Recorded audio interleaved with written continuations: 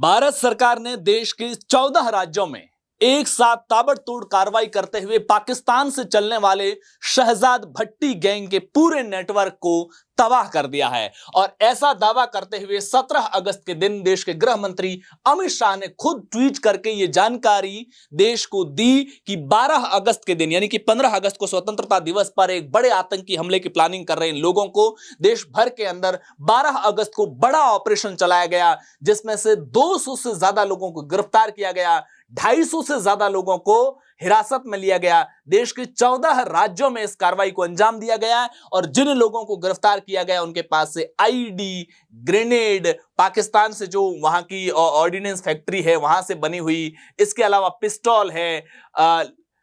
तमाम जो CCTV cameras है, चाइनीज एंगल जो इसमें सामने आया है, ये तमाम दावे किए गए। इधर शहजाद भट्टी ने उस दावे का पलटवार करते हुए कहा कि मेरे 300 लोगों को आप गिरफ्तार करेंगे, आपके देश की गलियों के अंदर मेरे 3000 लोग खुलेआम घूम रहे हैं, आप उन कितनों को गिरफ्तार करेंगे और कब तक पकड़ पाएंगे। देश के जिन 14 राज्यों में कार्रवाई हुई और जिन 200 लोगों को गिरफ्तार किया उसमें सबसे ज्यादा उत्तर प्रदेश से 62, हरियाणा से 52, दिल्ली से 51, पंजाब से 44, राजस्थान से 15, महाराष्ट्र से 8, उत्तराखंड से 5 लोग गिरफ्तार किए गए। देश के अलग अलग मीडिया हाउसेज ने अलग अलग तरीके से इस खबर को कवर किया है। कर्नाटका, गुजरात, बिहार, यहां पर 3-3 लोगों को गिरफ्तार किया गया। इसके अलावा तेलंगाना, हिमाचल प्रदेश, जम्मू कश्मीर और केरला में 2-2 लोगों को गिरफ्तार किया गया है। जैसे ही भारत सरकार ने अमित शाह के ट्वीट के बाद में दावा किया तो पाकिस्तान ने इस दावे को खारिज करते हुए कहा कि पाकिस्तान से ऐसा कोई आतंकी नेटवर्क नहीं है, इस तरह के ये झूठे दावे हैं। उधर शहजाद भट्टी ने खुद एक वीडियो जारी किया। शहजाद भट्टी अपने सोशल मीडिया प्लेटफॉर्म पर 333 के नाम से वो वीडियो जारी करता है। शहजाद भट्टी ने यह दावा किया कि जिन लोगों को गिरफ्तार किया गया है और जंतर मंतर पर हुई सीजेपी के प्रोटेस्ट में जो आपराधिक प्रवृत्ति के लोग थे वो कॉमन हैं, इसमें से कई चेहरे कॉमन निकल सकते हैं। और यह कहते हुए शहजाद भट्टी ने यह भारत सरकार को चैलेंज किया कि अगर मैं गलत हूं तो जिन लोगों को पुलिस ने मीडिया के सामने पेश करते हुए नकाब पहना रखा था, बुर्के पहना रहे थे, सिर ढका हुआ था, उनके सिर को खुलवा करके देखिए, कई चेहरे कॉमन। इसके अलावा भट्ट ने चैलेंज किया है मोदी और शाह गवर्नमेंट को चेहरे दिखाने के लिए, यह दावा किया गया। इसके अलावा उसने यह भी कहा, if you have arrested 300 I have 3000 who are roaming the streets freely. तो मेरे 300 लोगों को गिरफ्तार करो, मेरे पास 3000 लोग हैं जो तुम्हारी गलियों में आजाद घूम रहे हैं। इसके अलावा उसने यह भी कहा, मैं किसी भी हाल में पीछे नहीं हटूंगा और जिन लोगों को गिरफ्तार किया गया है उनको कोर्ट केस लड़ने में भी मैं मदद करूंगा। और साथ में उसने यह भी कहा कि अगर सीजेपी के लोग चाहते हैं, सीजेपी नीड मी,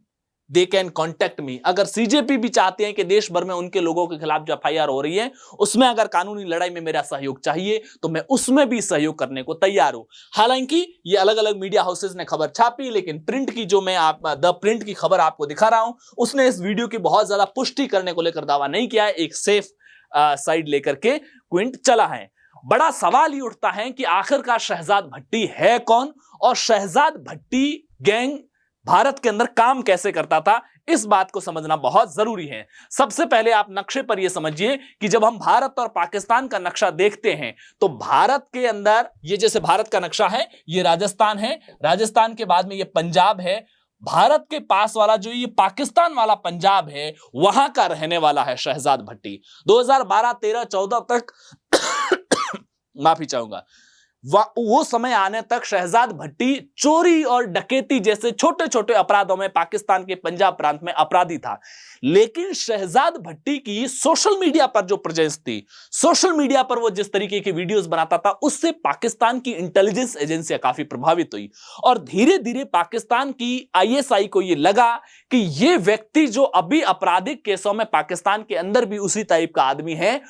और उसके बाद में वो पाकिस्तान में अलग अलग केस झेलने के बाद यूएई चला गया था, वहां अलग अलग कारोबार करने की कोशिश की, लेकिन सोशल मीडिया पर उसकी प्रेजेंस से आईएसआई प्रभावित हुई और आईएसआई को लगा कि इस आदमी का इस्तेमाल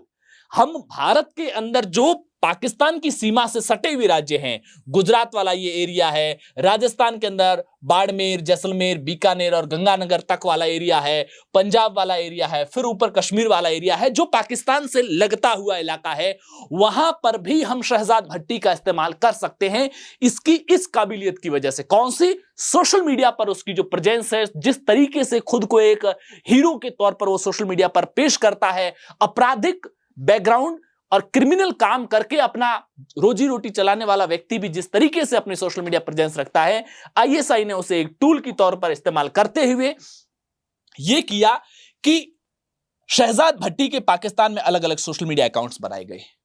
उन सोशल मीडिया अकाउंट्स की रीच को पंजाब का जो इलाका पाकिस्तान से लगा हुआ वो, राजस्थान का जो इलाका है वो विशेष तौर से, इसके अलावा बाकी भी अलग अलग उत्तर प्रदेश के कुछ हिस्से और इन हिस्सों में जलता। फिर वो ये पाकिस्तान की आईएसआई इस बात पर ध्यान रखती थी कि जो भारत के अंदर से जो लोग शहजाद भट्टी के वीडियोस को फॉलो करते थे, उनमें से कौन लोग हैं जो शहजाद भट्टी के वीडियोस को लाइक कर रहे हैं बार बार, कौन लोग हैं जो शहजाद भट्टी के वीडियोस पर कमेंट कर रहे हैं। धीरे धीरे उसके जरिए आईएसआई भारत में बैठे उन लोगों के माइंड को रीड करती थी, दिमाग को पढ़ने की कोशिश करती थी और समय के साथ वो ये पता लगाती थी कि भारत के अंदर से जो उसके वीडियोस देख रहे हैं युवा शहजाद भट्टी के, उनमें से कौन कौन से अकाउंट्स वाले लोग हैं जो काफी इंटरेस्टेड है शहजाद भट्टी के आइडियाज में, अपना हीरो और रोल मॉडल के तौर पर मानने लगी है। और उसके बाद में शहजाद भट्टी की ब्रांडिंग करने में आईएसआई ने खुद ने भी बहुत मेहनत की थी।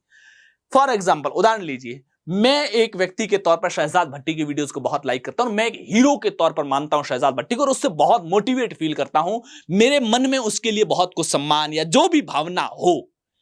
फिर अचानक से एक दिन अगर पाकिस्तान के अंदर से शहजाद भट्टी वाले इलाके से, शहजाद भट्टी के वहां से अकाउंट से अगर मेरे पास में कोई मैसेज आता है, मैं इंडिया में बैठा हूं, मैंने जिसे मेरे दिमाग में हीरो के तौर पर माना, उसका एक दिन तुरंत मैसेज आना मेरे लिए बड़ी उपलब्धि होगी। मैं इसे अपराध से हटा करके भी देखूं कि आप राजनीतिक जीवन में हो, अगर आप कांग्रेस के कार्यकर्ता हो और आपको एक दिन राहुल गांधी के खुद के पर्सनल अकाउंट से मैसेज आ जाए, आप बीजेपी के लोग हो और आपको एक दिन नरेंद्र मोदी या अमित शाह के अकाउंट से आपको मैसेज आ जाए, आप समाजवादी पार्टी के हो तो अखिलेश यादव का मैसेज आ जाए, तो आपके लिए कितनी बड़ी उपलब्धि होगी। ठीक वैसे ही हिंदुस्तान के अंदर बैठे लोग जो शहजाद भट्टी को सोशल मीडिया पर फॉलो करते थे, उनके वीडियोस को बहुत लाइक करते थे, हर वीडियो को सुनते थे, शेयर करते थे, एक दिन उनके पास में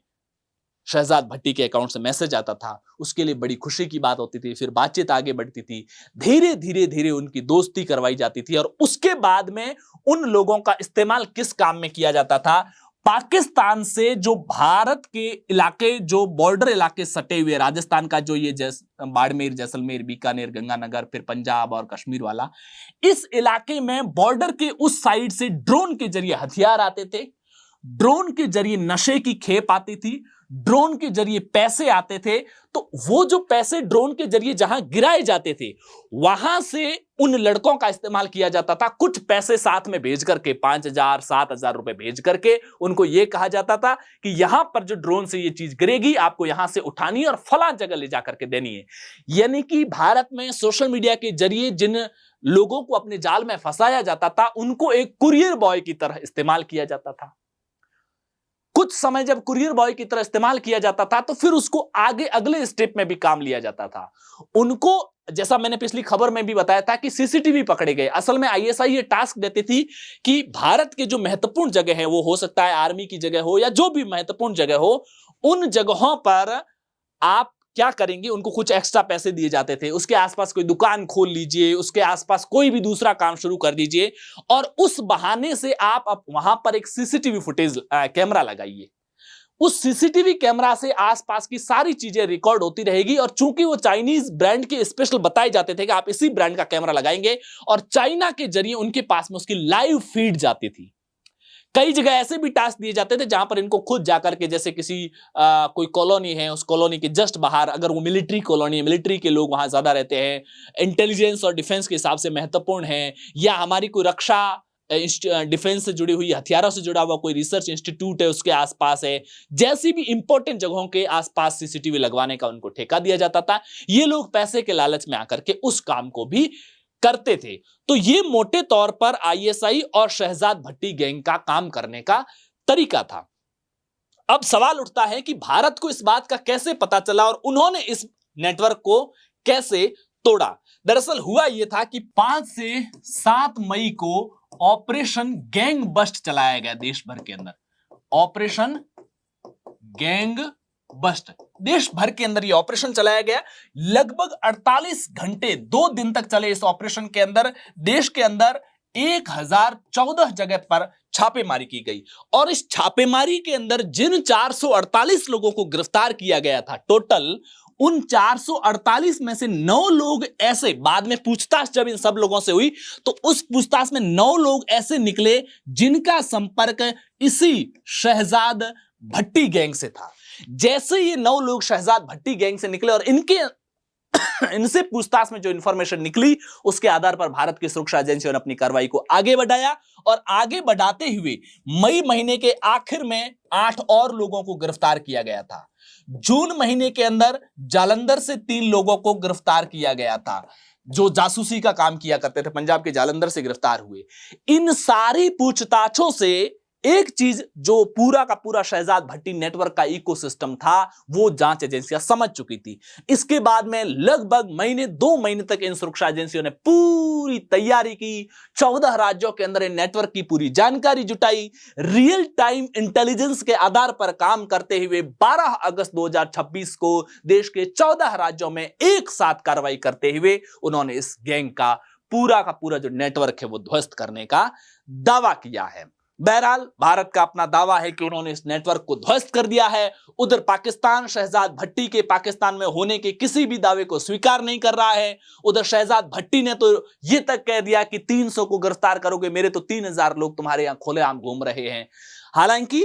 राष्ट्रीय सुरक्षा के लिहाज से एक तरफ पहलू यह भी हो सकता है कि हमने एक बड़े नेटवर्क इकोसिस्टम का भांडाफोड़ किया है और बड़ी सफलता हासिल की है। दूसरी तरफ चिंता यह भी है कि अगर हजारों लोग आज भी पाकिस्तान के आईएसआई के इशारों पर भारत के भीतर अलग अलग हिस्सों में काम कर रहे हैं तो फिर यह राष्ट्रीय सुरक्षा के लिए कितना बड़ा खतरा हो सकता है। इसके अलावा मीडिया में कई खबरें 15 अगस्त को लाल किले पर होने वाले राष्ट्रीय कार्यक्रम के ऊपर प्रधानमंत्री की सुरक्षा को कितना बड़ा खतरा था और उसके बाद दिल्ली में कैसे एजेंसियों ने एक ऑपरेशन चलाया, उसको लेकर के भी तमाम छोटे छोटे इनपुट सामने आ रहे हैं। अगर आपका कमेंट में वैसी राय आएगी तो 15 अगस्त को क्या साजिश थी और उसको कैसे ध्वस्त किया गया वो भी एक डिटेल में आपको वीडियो बताऊंगा। चैनल पर पहली बार आए हैं तो चैनल को सब्सक्राइब कीजिएगा, वीडियो को लाइक और शेयर जरूर कीजिएगा। शुक्रिया।